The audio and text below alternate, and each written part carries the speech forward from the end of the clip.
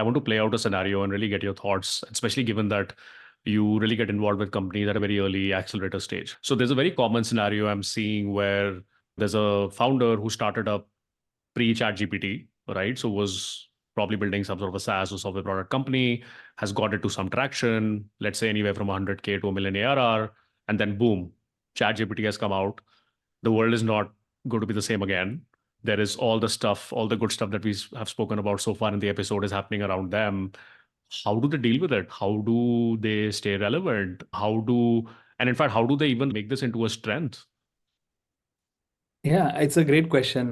Like last year, I wrote a blog post, was shared in a lot of WhatsApp group on how to not get disrupted by OpenAI. And I talked about three scenarios saying between 0 to 1 million, 1 million to 10 million, and 10 million to 100 million.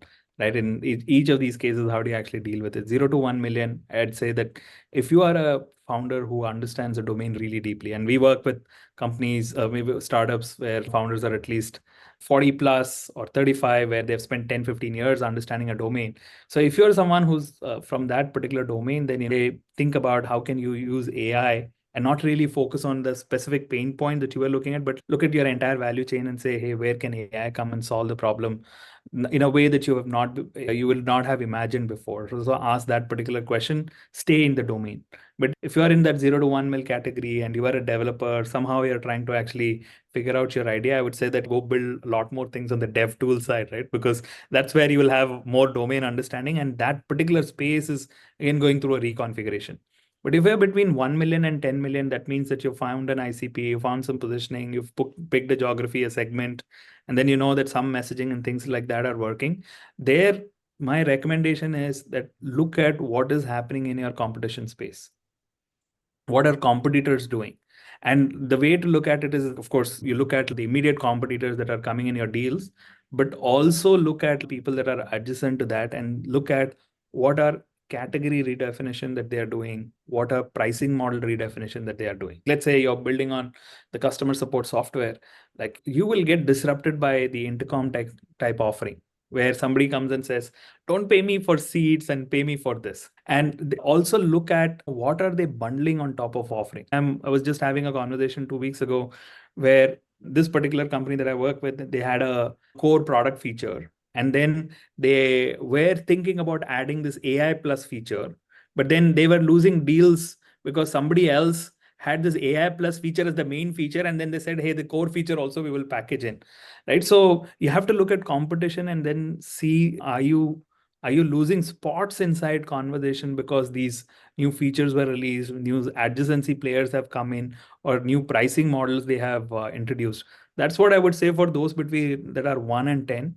For those between 2 and 10 and 100, I would actually say that you'll have to sit down and have a deep strategy conversation. We have to look at your value chain. We have to look at your strategy. And one tool that we are very fond of, we use internally, is called Wadley Map. We say, okay, let's sit down and build your Wadley Map and then see what part of the value chain has been completely reconfigured. And you have to execute really fast. Of course, there are people elements of this. One of the things that I like to say with a chuckle is we need wartime CEOs, not peacetime CEOs. So you need to run really fast. And what I say is that you have to remove the Sundar in your organization and bring the Satya in the organization. You cannot be just operating, oh, you know what, things are all going okay and nothing else has happened. Everybody just hypes things up. I would say that if you're a 10 to 100 million like ARR company CEO, you have to be like paranoid and see who is taking away your lunch. You cannot say, oh, this is just some bunch of like podcasters and Gartners and investors just hyping things up. Of course, there is always hype, right? And we all know from just studying the last 10, 20 years of technology that we ignored a lot of hype. There were like a lot of hype during .com. .com gave birth to some amazing companies like Amazon and Netscape and browsers and things like that, right? It's the job of the founder and also the investor to find the signal from the noise. It is always going to be very noisy. So the job of a CEO or a founder who's between 10 to 100 million is much more harder than the 0 to 1 and the 1 to 10. Yeah, no, What totally. do you say? What do you say? Yeah, I say this. I'm saying this to all my portfolio companies as well as any kind of founders that I meet, is really pushing them to think hard on product differentiation and on right to win. I think this has been my pet peeve, and having just been in the US India venture corridor now for more than 15 years, I don't think there is enough intellectually honest discourse or rigorous discussion that happens around why should we exist? Why should we win? Right? Why will our product win in the market? Right? If we benchmark this, if we put this out there in the competitive landscape, why should we win? What are we doing differently? Why are we uniquely positioned to dominate the segment? Why are we creating a category or not? I remember when I started my career in venture, this is the first thing you were taught, right? And way back in 2011, that what is your competitive advantage? What's your differentiation? What's your unique value proposition, right? Is there defensibility in the business, intellectual property?